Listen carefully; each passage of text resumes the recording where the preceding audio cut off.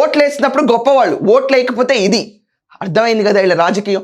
ప్రజాసేవ కాదు వీళ్ళకి కావాల్సింది. నోటితో వ్యభిచారం చేసేవాళ్ళు కావాలి. నోటితో వ్యభిచారం. వీళ్ళకి వ్యసనం అయిపోయింది వ్యభిచారం అనేది, నోటితో చేయటం కాదా.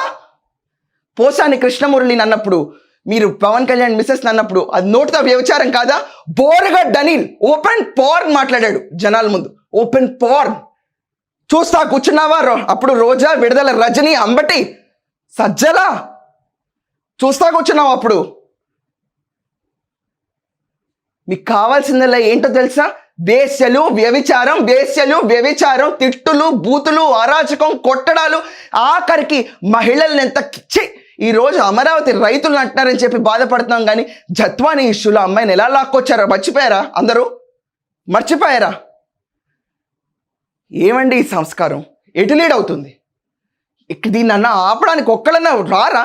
సరైన వ్యక్తి పార్టీలో పుట్టరా? ఉండరా? అసలు